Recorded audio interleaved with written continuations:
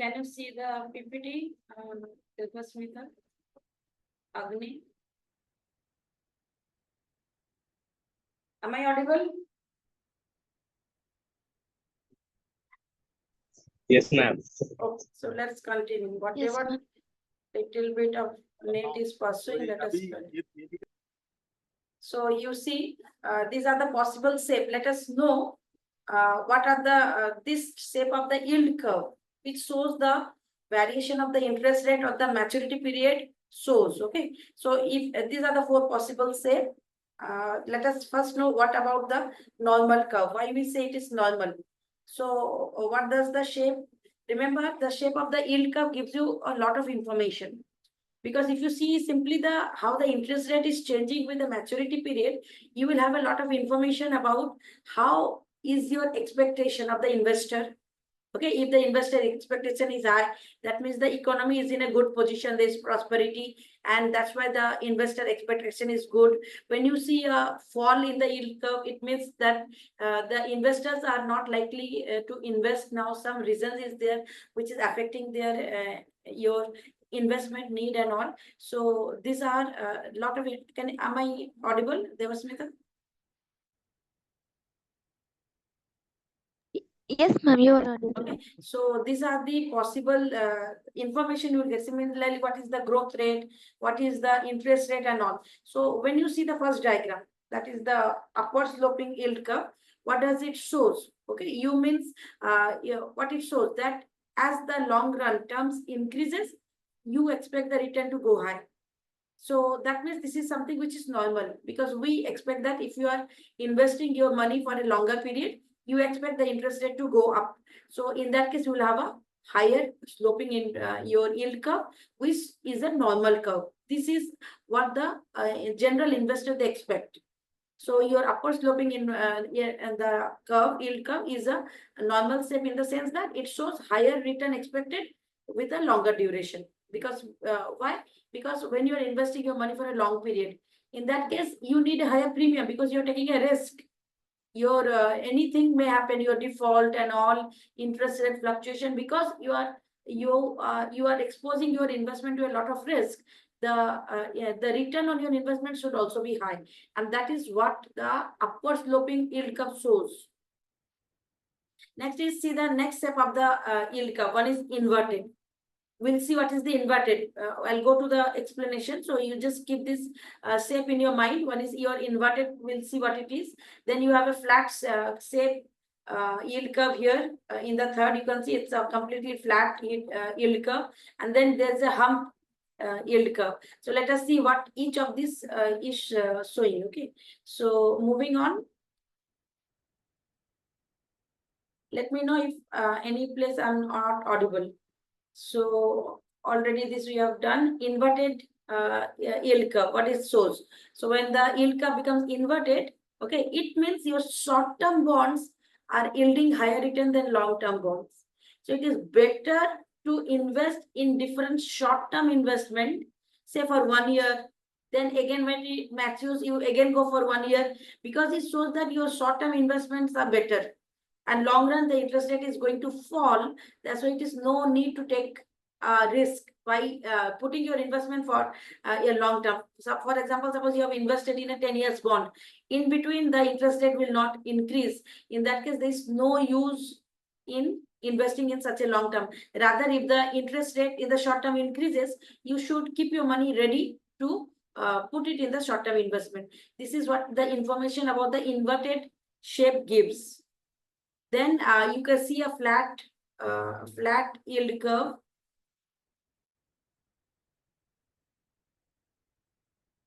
Flattens. So when you see a yield curve which flattens out completely straight, okay, so in this case, it means short-term rate rises faster than the long-term rate.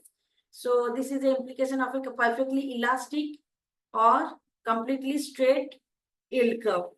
Okay, so in the long run, the interest rate will go on increasing.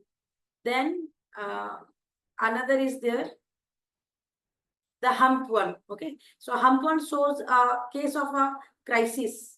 So you suppose any period, the it is suddenly the some thing has changed the psychology of the economy. For example, any worldly changes which have boosted up your stock market. So in that case, there will be a hump. That means the interest rate is high, but in the long run, it is going to flatten out. Okay. So similarly, you have a completely flat shape yield curve where it shows more or less the market is going to be very slow. Okay, so that is a case of a yield curve, which is completely perfectly elastic, a horizontal one. So these are the possible shape, and there are certain theories to explain this. One is am I audible? Yes, ma'am. Okay. So Yes, there's ma'am. two main theory which is explaining this possible shape of the yield curve. One is the expectation theory, and another is the liquidity premium theory. So expectation theory supports that normal curve because it is for general investor. We all of us expect that if you are investing your money for a long term, we are taking a risk. In that case, your investment should be compensated with a high premium, high interest rate. So your expectation about the higher interest rate is there, and that would what gives the normal shape to the yield curve, upward sloping yield curve, and this is what is known as the expectation theory. Okay. So this is one point. Another is you just go through it, the different theories. I've given it in short. You can go through it. Another is liquidity premium theory, because it is something which is giving supplements the expectation theory. So what you are doing with your liquidity when you are suppose invested in a 10 years bond, so you have completely sacrificed your liquidity. You have liquidity means what? The cash money with you. So you have given up your present consumption, present liquidity to a future investment. Okay, so in that case, because of this sacrifice you have done, so you should be paid a premium. That excess interest rate in the long run will is something which is required to make the investor invest in the long term investment. Okay, so so liquidity premium means unless you are given a premium, investor will always prefer short-term bonds to a long-term bonds. So if you want to divert the liquidity to long-term bonds, higher premium is required, which means a higher rate of interest. Okay, so this is the liquidity premium theory of your bond investment, which gives the shape of the higher increasing shape of the normal curve, yield curve. So go through this. Another thing is here. There is a lot of difference between your government bond and corporate bond in the sense that default risk is higher for your corporate bond. Anytime they may default. Government bond is free from this default almost to a completely 99%. Then similarly, if in order to do away with this default risk, we have different credit agencies which takes care of that. They just give rating to the different bonds of the companies so that you are able to know which bond has a higher risk of default, and accordingly you will invest. If you go to the bond side, you will see there are a number of bonds where you can invest, but every bond also has a rating. Okay, so this is what is will give you idea about how much is the risk you are taking by investing in this bond. So these are the different credit rating agency in India. CRISIL, you must have heard these names. Then ICRA, then CARE. These are the credit agencies which give credit to your rating to the bonds and the shares. And see, these are the type of ratings which are given. So debenture bonds with high safety are given a AAA. Similarly, if you see a bond which is triple B, okay, so it is investment grade debentures. So it is lower than AAA. So debentures means these are of companies. Okay, and default risk is higher than your AAA bonds. And some bonds which are lesser than triple B, they are known as junk bonds. Okay, they will give you high yield, but risk is very high. Risk is also very high. They are known as the junk bonds because they completely depend upon the speculation in the market, and that's why they are completely exposed to the market risk. Okay, so these are some of the yield curve, how your interest rate varies along with the maturity and different theories relating to that. So you go through it, both the PPT are sent today. What we are going to do now is your valuation of shares. Audible? Yes, ma'am. Okay. Yes, ma'am. So let's move on. So valuation, like bonds, we did valuation. Similarly, how you are going to do valuation of shares, your equities. Now, already as pointed out earlier, your equities are of two types. One is your ordinary equity, and then is your preference equity. So your equity shareholders, as you know, they are the main owners of the company. When you purchase the shares of a company, you become, you have a right to the ownership of the company because you have contributed your capital there. So there is a difference between your ordinary share and your preference share. This also last class I had told you, just to highlight, because we are going to value them now, calculate their values, returns. So your preference share is very much preferred in the sense that, like bond, they are very safe. Once the dividend is announced, you are going to get the dividend every year, every quarter, whatever the agreed term with the for the preference share. Okay. Again, they can be redeemable. That means which will come with the maturity period. Then it can be irredeemable without any maturity period. But let me tell you, this irredeemable preference share has been discontinued in India. It can be longer maturity, but completely no maturity has been discontinued. And similarly, dividend, about the dividend payouts, your shares can be cumulative, non-cumulative. Cumulative means, I told you that the company is not bound to give you 100% of its dividend. It will plow back, invest back a part of the dividend for higher growth. That means profit of the company for higher growth of the company. This is what is known as reinvested earnings. Okay. So when they issue the share, you will see the share may be cumulative, non-cumulative. Cumulative means if they don't give you the dividend this year, okay. Suppose they share only 60% of the dividend and 40 is kept out. If it is a cumulative preference share, then what will happen, that next year it will be cumulated. You didn't get the dividend this year, next year it will come overall for 2 years. That is a cumulative preference share. Your dividend will go on accumulating. For a non-cumulative preference share, no cumulation. If you don't get the dividend this year, next year you will not get the dividend at all. This year's dividend will not be given in the next year. So usually, though companies which gives a very high dividend, or you know that the shares of the company are very seeing great growth in the market, high demand, they issue non-cumulative preference share because they know the demand for this share will be very high. That's why they usually issue non-cumulative preference share, and the companies which are they need a lot of finance to finance their company. In that case, they plow back part of their profit by issuing cumulative preference share, so that they will get capital raised from the market. Okay. Some features associated with your preference share and ordinary share. One is claim. Claim means claim to the dividend. So, you know, as preference shareholder, you have a claim on their asset in case the company liquidates, fails. Okay. So what will happen? You have the right to sell their asset and get back your money. But as far as claim is concerned about the ordinary shareholders, remember they are the actual owner of the company. That's why they have a residual claim. That means first the dividend will be paid to the bondholders, then the preference shareholders. Whatever left residue will be taken by the ordinary shareholders. That's why they are. It is said to be a residual claim. Okay. Similarly, dividend. This is something with regard to claim. If you come to dividend, preference shareholder, they have a fixed dividend like bond. Even if your company grows, higher profit, but your dividend is fixed.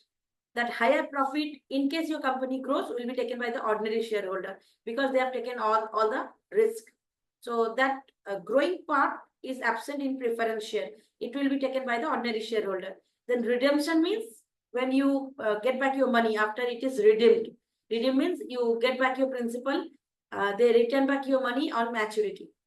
And conversion, this is another feature which differentiate between your preference share and ordinary share, that as a preference shareholder, you always are given a right that at any stage, company will allow you to convert your preference share into equity share.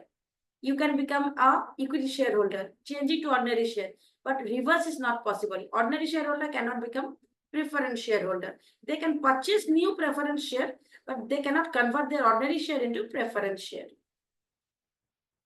So let us solve this question. All of you, I have sent this question. Have you received? I'm on what? Okay, so it is in the WhatsApp group. You can open it. Question number 1. Then we have your this question number 2. This also I've sent you, and this one, and first let us solve this 3. Then we'll come back. So what we'll do is go to the board now. This session will get log out in how many minutes? 6 minutes, I think. Again, you will join back. Okay. For half an hour more, we'll do, and then I'll leave it. So can you let me know whether you are able to see the board? I'm going to open the board.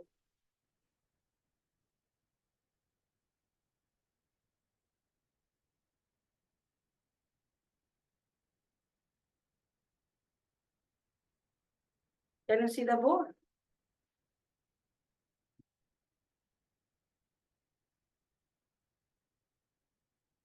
Yes, ma'am. Okay. So see the first question. This is valuation of your preference share. So as we have done for your the other one for your bond, we are going to find the valuation of your preference share here. So preference share, already the features you have understood. So what is this question 1? Okay, so this is question 1.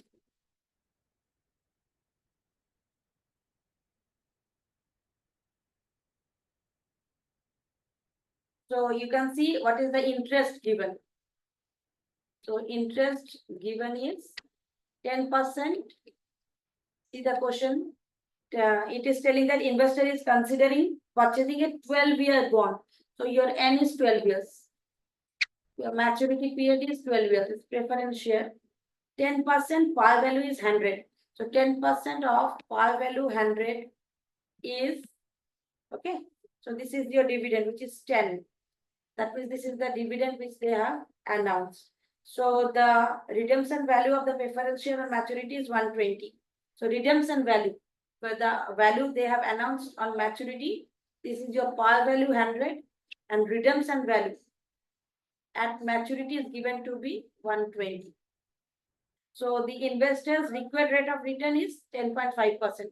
That means this is the market rate of interest, opportunity cost. Opportunity cost is given to be 10.5%. So your question is, how much should you be investing in this bond? So if what should be the maximum amount you should invest in this bond? So remember, we have to find the present value of this cash flow. So what are your cash flow? Your cash flow is 10, dividend every year. For how many years? For 12 years. And what is the opportunity cost? Opportunity cost is 10.5%. Plus, at the end of the 12th year, what you will get? You will get this 120, which is the maturity value. So let us find the bond valuation. So your bond valuation is your 10. You are going to find it for 12 years. Remember your formula, your fifth formula. Your fifth formula is P given A, because your 10 is the annuity which is repeating itself. So it becomes your A value, annuity. So it is at 10.5%. Okay. And it is for 12 years. 12 years. This is what you are going to calculate for the dividend part. Plus at the end you have 120, which will be discounted at 10.5%. 1 plus I, that means 1.105. This whole from the 12th year, because you will get this at the last. So it will be discounted only for the 12th year. So you can go through the calculation. Let me write the formula.